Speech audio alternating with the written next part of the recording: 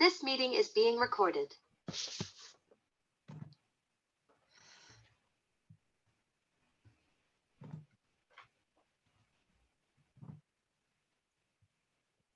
Over to you. So I think that you, Louise and Jen, Louise, you mentioned you have a quiz, which is really useful for kind of starting some conversations around the different topics involved in the course. Yes, we have.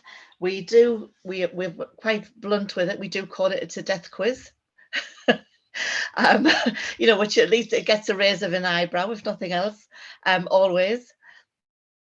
And it's things that we'll cover in the course. It's things that you might know, you might not know. And I just think it's a different, interesting way of breaking down a subject that could be a little bit dry to get into. So I'm just going to run it as a quiz and ask a few questions, and we'll have a little bit of a chat about the answers. So to kick off, the Mexican Day of the Dead is celebrated annually. This is a community celebration where families visit the graves of their loved ones and sing, dance, and share a meal at the graveside. What date is this celebrated? Do we have any idea?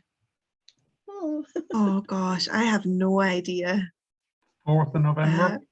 Do you know that's really good? It's the 1st of November, but it's linked. It's after our Halloween. So if you think of in a lot of different cultures, that is the time of the year when the veil is thin. Our spirits are close. Our loved ones are close, and that's the day that they celebrate. So yeah, that's not a bad answer. Yeah, I need know that. I've not watched Coco recently enough with the kids. That's what always puts it fresh in my mind. Yeah.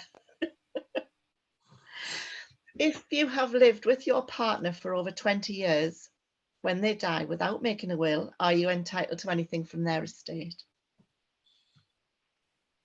My mum and stepdad used to be in this position. I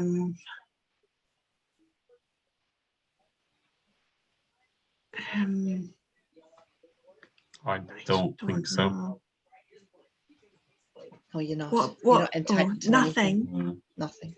No. I mean, if you are in a cohabiting position and you make a will, then you can have your wishes in the will. So if you die intestate without a will, then that person wouldn't have any provision. So where does it go then, Louise? Is it just next of kin, or who does this? Yes, it would follow the laws of intestacy, which would be, if there's not a partner, then it would be children if there's children. If there's no children, it would then go up to parents. If there was no parents, it would go out to cousins, aunties, and sort of down. It's like a tree. It goes down with a root first and then up and branches out. So I remember it. So by law, there would be no provision. However, if you want to make a will and put provision in there, then that's the only way that you could guarantee that person would get what you wanted. There's a couple of things to add into that. We often think, when we're talking about cohabitants, we often think of our young people, but it's quite often the second time around us or the third time around us, where you think, well, we don't need all the hassle this time, we'll just move in, we don't need any bits of paper, and to some extent you don't, but actually if you don't, then there's things that you really need to consider how you're going to write it down. Because if you imagine one partner moves in with the other one into their home, they've got children, that partner dies, then the children have every right to get you out of the house to sell it. If you've got no right to be there, no legal right to be there, it wasn't in the will. So there's things you could deal with in the will. You could put, if I die first, I want my partner to be able to live in this house until they die, for the rest of their years, depending on the circumstance. I want my partner to live here until they remarry. But if they remarry, they're being booted out. They can find their own way. I want my partner to be here for a year to find somewhere else. And then after that, I expect them to move on and sell the house for my children. There's nothing right and wrong in it, but what works for you and what works for the situation. So I think that's, it's a big consideration. There's a lot of people in that position.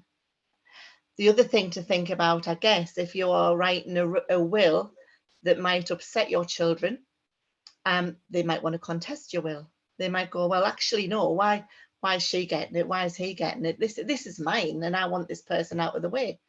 And so if you write anything in your will that you think might become a little bit contentious for whatever reason, do a little letter to put with it. The reasons that I want my partner to stay here are because. The reasons I don't want my eldest child to inherit anything is because come a time when they might want to contest something, you have put your reasons down, you've signed it, you know, it's a formal document and it will support the contents of your will. So, go on. Go on, Lisa. I was just going to ask about wills, and you were mentioning people, couples that are cohabiting, which is, I guess, you know, my position. My partner and I live together. We have 2 children. We don't have any wills between us, and I don't know if we will ever get married. If that's like, does it change if you do get married? Because we've previously had advice that said just wait until you get married if that's something that you intend to do in the future, because you would only need to update a will. But I guess that it's a priority for us now, regardless of any future situations. I think it maybe depends on your timeline of if and when if and when a marriage might occur. It makes things easier. It makes the processes easier, because if a husband passes away, then the wife inherits. If the wife passes away, everything's in joint names, everything, you know. And so if you're not, the question would be, are things in joint names? Is the house in joint names?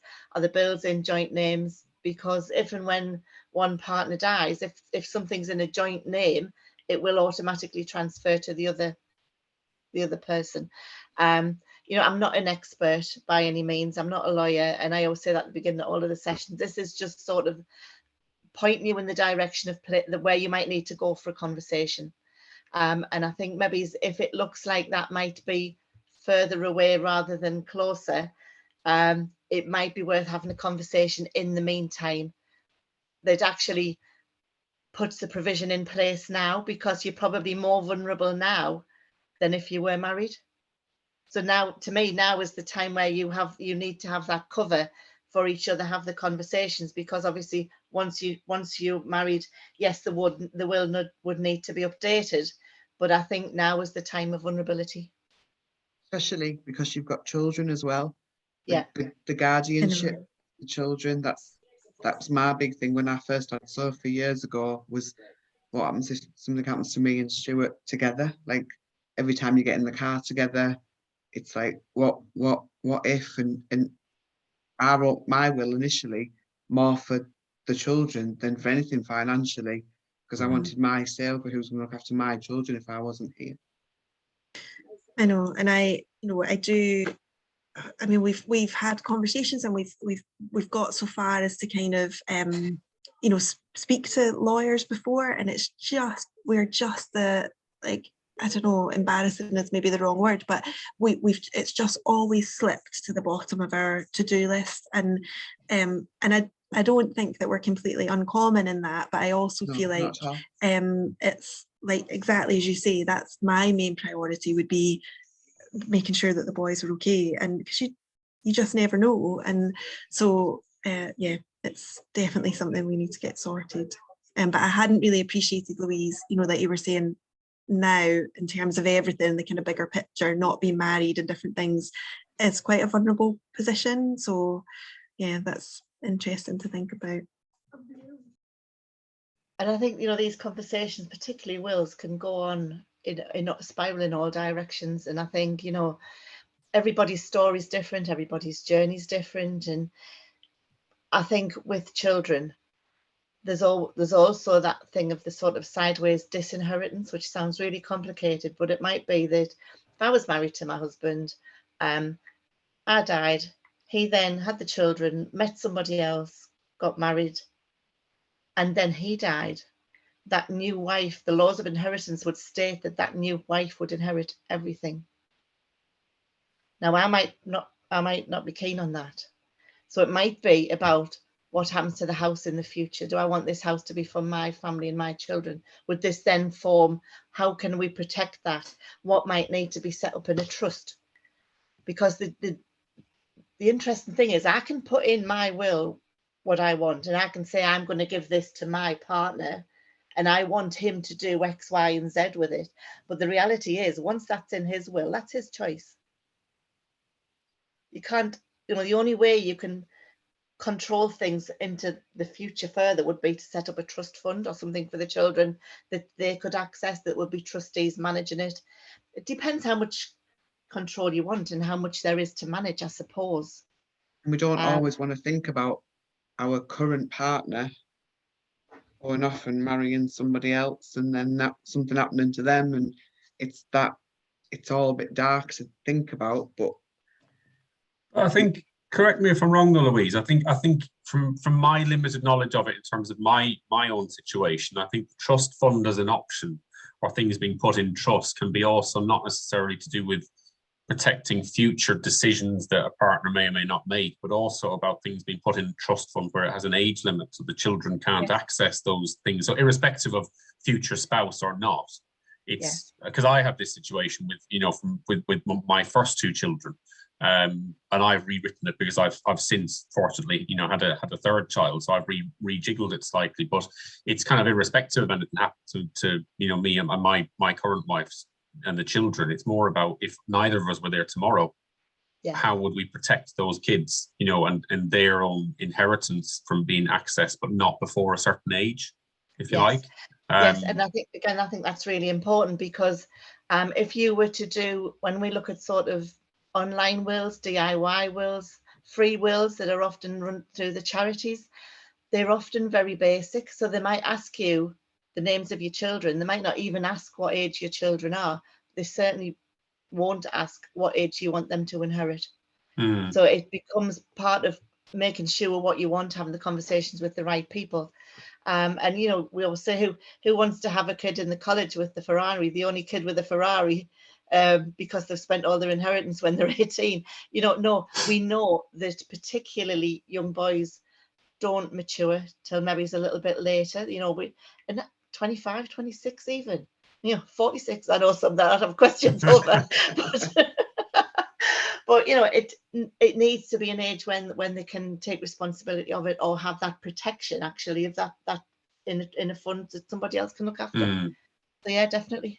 Because I've made those decisions about the elder two long before I met my now wife.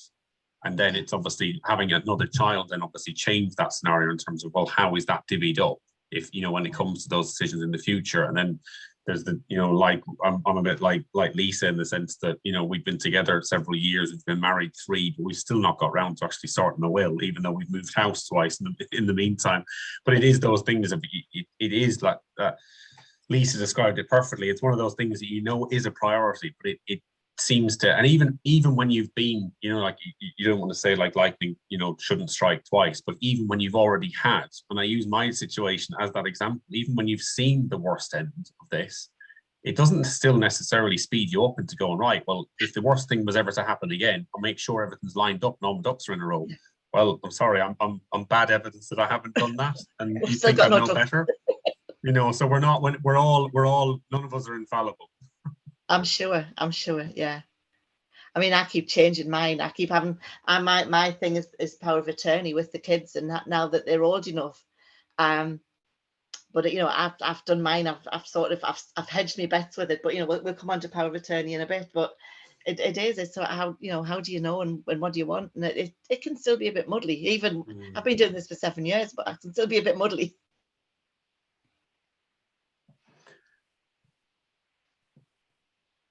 So where do we go next?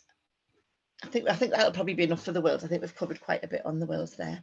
So there are 2 types of lasting power of attorney, one for finances and property. Do we know what the other one is?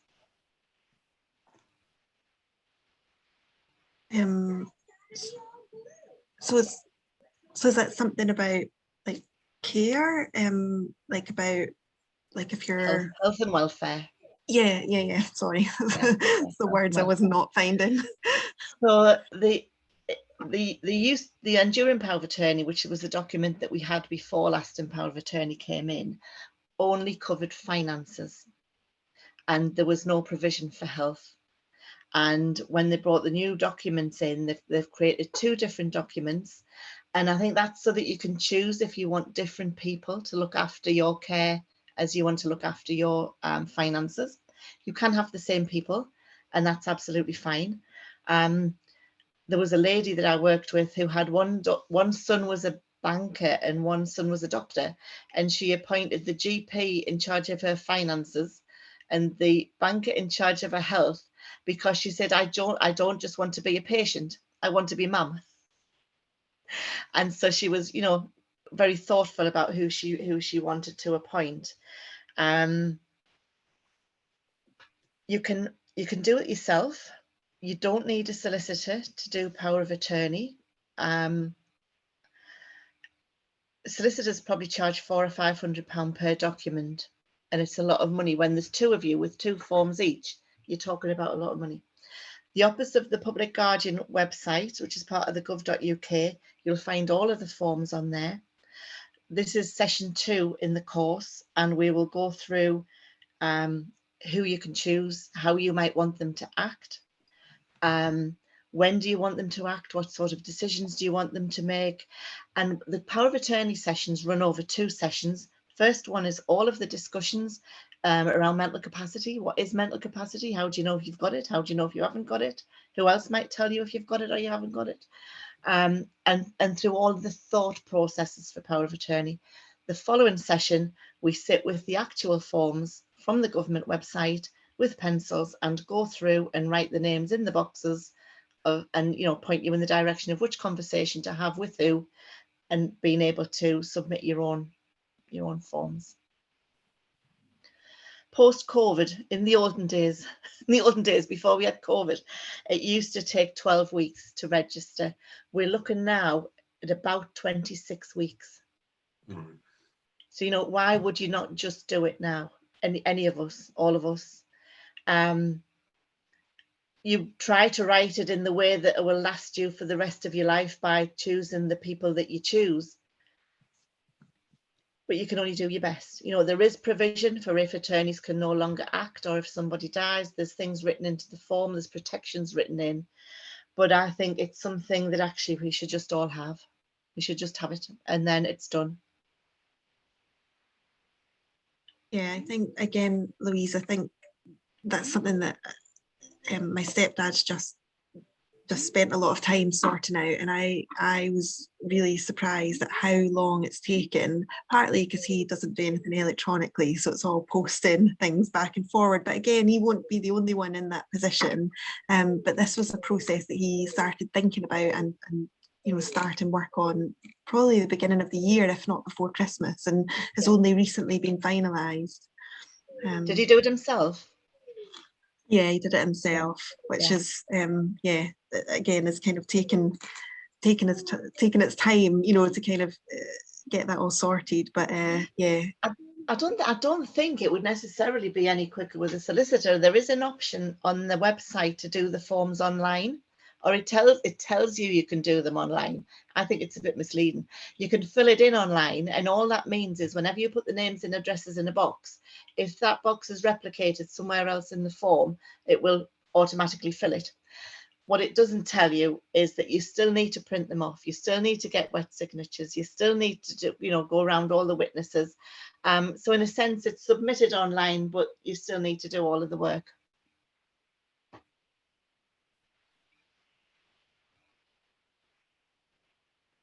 Do we know how much it costs to register? Did I say? I can't remember if I said. No, I didn't. no, again, have no idea. So there is a Register for fee. which? There is a fee to register it with the Office of the Public Guardian, and it's £82 for each document.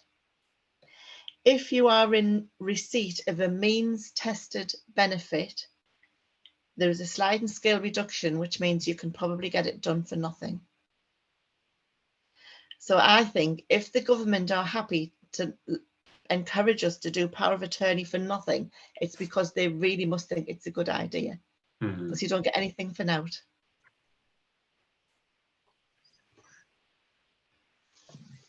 Okay. If you decide you would prefer your end-of-life care at home or in a hospice, who would you have the conversations with? Partner in the first instance. Yeah. Who else Um, might be of some help? The team themselves, who would be essentially overseeing that care. Your GP? GP. Yeah. And I think that is a conversation that anybody could have at any point with their GP, because nationally we use different systems around the country. We have system 1 in the northeast, and on system 1 there is boxes and places to document preferred place of care, preferred place of death.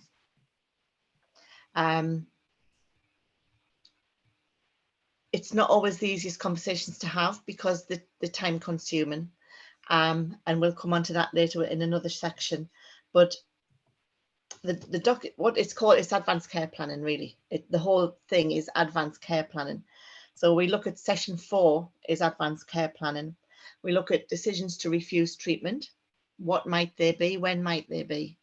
Is there anything that you have really strong feelings about that you might not want? We can never ask for something that we're not going to be offered anyway. So if we think, oh, well, I want my mum to have X, Y, and Z. Well, if she wasn't going to get it, they're not going to give her it. Medical decisions are based on their decision of what is the best thing. However, we also know that medics, GPs, medical professionals have a thing to keep. They will keep going. That is their job, is to preserve life. They will give another option if there is another option to give. Sometimes we get to a point where we go, do you know what? Actually, it's too much.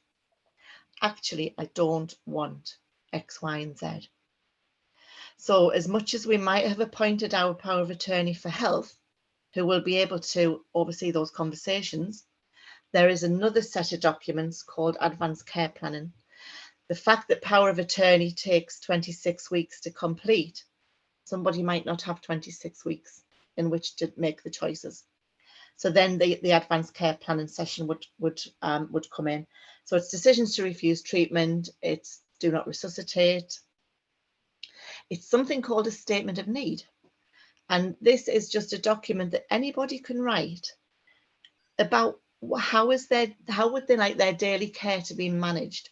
What do you do on a daily basis that you would want somebody else that was looking for you to do for you? It's about what you might eat, what you might drink.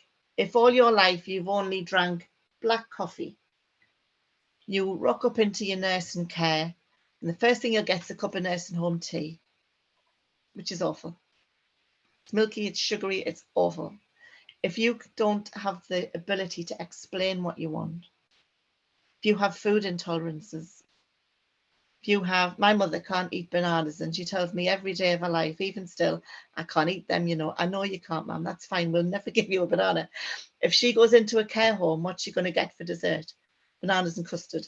Favourite for little old ladies, we'll give them banana and custard. And if she didn't have the capacity to explain that she couldn't eat it, she would be really poorly. So the statement of need might include things like sleeping with the light on if you're a little bit disorientated, so that you wake up and you actually know where you are. Saves you falling out of bed, saves you tripping over something. It might be that you have, we know the research into dementia care, that people, even with an advanced dementia, if they have drinks or food or stuff that they are enjoying that's familiar to them, and it might be the Ovaltine, it might be a cup of hot milk, it might be a glass of sherry, but it will trigger those senses in the brain that make it all right. They might not be able to ask for it, but they'll know that they're having it.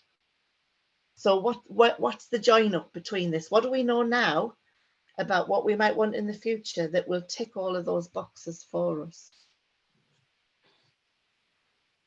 Yeah, I think that's exactly it, Louise. Like you just said, what do we know now? What information can we use? What are our wishes now? And looking ahead and doing that from a good place. So yeah, it's so important. I am just slightly conscious of time, and I'm wondering how we're doing with our quiz. We can stop anytime. We can stop anytime. No, it's so. I mean, I don't know, Pete. Will we do one more, or what do you I was going think? to say, It's if so we do one more, valuable. because I'm conscious of getting Jen's, I think, input into sort of Yeah. the benefit that it's had for her on, you know, in real time as well. Yeah.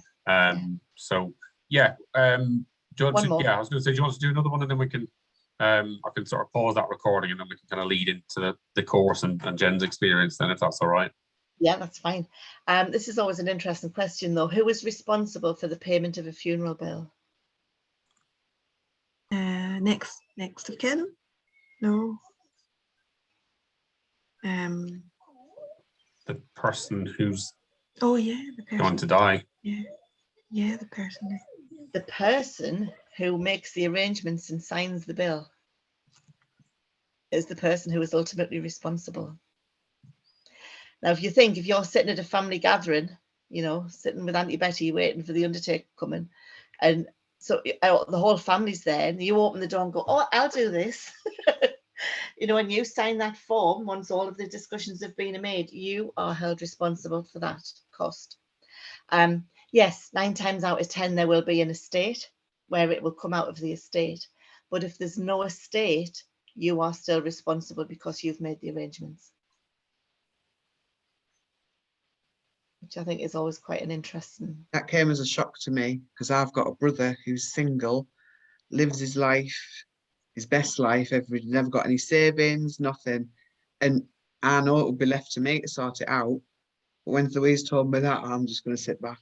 Let somebody else do it. Yeah. Can I ask, like, a sort of, I know it really varies in terms of cost, but a sort of ballpark in terms of funeral costs? 4,500-ish. I mean, obviously, you know, you can do the direct cremation with no funeral at all, which is probably under £2,000.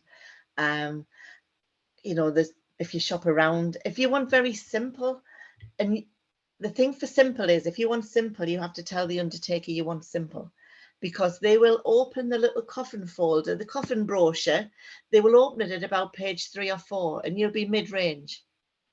So actually go back a couple of pages, because that's what I want. But you have to know to have that conversation, you know, and they can do things very simply and make it a little bit cheaper. You don't need cars following. The family could go in their own cars. You don't actually need a hearse. I mean, you know, it's fairly standard, but there's nothing wrong with being in the back of the estate car if you need to be. And people say to me, but do I need a funeral? Do I need an actual funeral? But no, as long as you end up in the right place with the right bit of paper, you can get there how you like.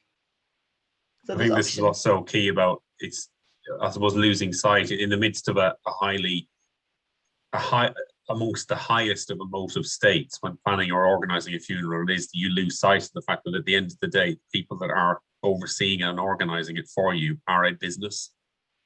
Yeah. And yeah. while it's done with all the sensitivity and, you know, that you can imagine, that point you just made is so key. It's not done to budget to your budget necessarily. Yeah.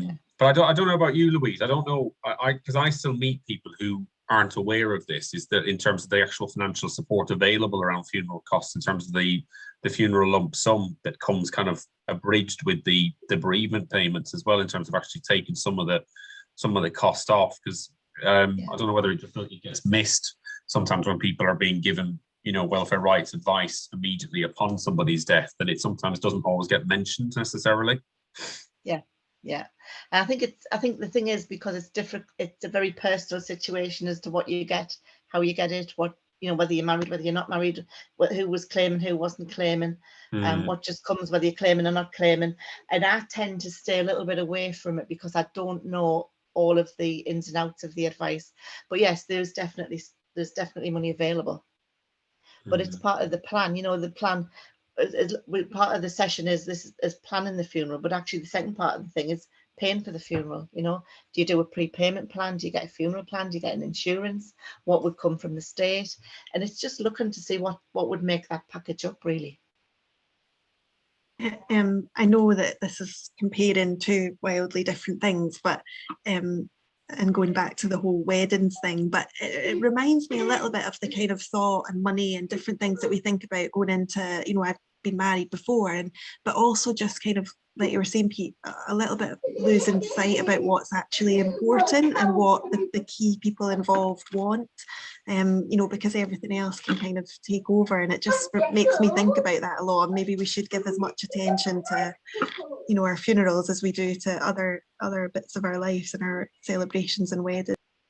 Yeah, I would say on experience, I would say it is as much of a stress causer as organizing any wedding.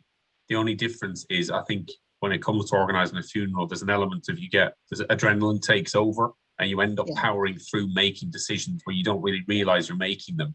Whereas I think when it comes to wedding organization, there's a thought process and there's a shall we, shan't we? Whereas I think there's always an element of what would they have wanted. Once we've got that bit checked, the rest of it is just like bang, bang, bang, that needs doing. And whoever does it, as long as it gets done, I haven't got the headspace to be able to deal with the ums and ahs of which way is best. But it's because you're trying to juggle other people's emotions involved in it as well. You've got spouse, you've got children, you've got parents, you've got their siblings, and it's that juggle. I do think what started to shift over the last few years, I think it's possibly making that easier for some people, is that advanced planning, but also seeing them as a celebration of life rather than a funeral. And that makes it more celebratory and more wedding-like and more, I think, positively reflective of the person. Like it was a natural instinct for me to go, oh, it's rugby tops and party frocks from Maya's funeral, because that was just her and that was us. And it didn't even, I don't even think I thought about it for more than a minute. But there was obviously no advanced planning for us because it was such a short turnaround from being healthy to having died, several weeks later. But I think there is a shift in culture, I think, within a younger age group compared to what there was now. Yeah. But I think you still, nonetheless, you're gonna meet plenty of people who are total, I don't know what to do here. How does this even work? And it's almost all you can ever say to them with comfort is you won't know how at the time in advance, but when it happens, you will just suddenly find that you inadvertently do these things. And even 3 weeks after they finished, you won't actually be able to recall how you got there. Yeah. Because it'll just carry you through in a blur. Totally. Yeah. You're right though, because people don't see it as a business transaction. My uncle died a couple of weeks ago and he didn't have a spouse, and my mum, her siblings had to organise the funeral, and he didn't have a will or anything. And they were talking to me after they made a few decisions, and they were saying, so we're getting this order of service and it costs this much. And I was like, well, why did you go with them? Well, because that's what the funeral director told us to do. And we're getting these flowers, the most expensive florist in town. Well, why are you using them? Because the one the funeral director recommended. And I was like, but you could. And then they were like, oh, we can't change our mind now. And I was like, it's a bank holiday weekend. It was the bank holiday at the beginning of May. And so nobody's going to have been ordering any flowers. Nobody will have put anything to print. Ring them on Tuesday, say you've changed your mind. Oh, we can't do that. Because it's a culture thing. They don't see it as a. Whereas if it was your wedding and somebody told you that you'd picked the most expensive florist in town, you'd maybe go, oh, actually, I'm going to shop about. But they don't my wife did. 2 days before the wedding, by God, did she kick off.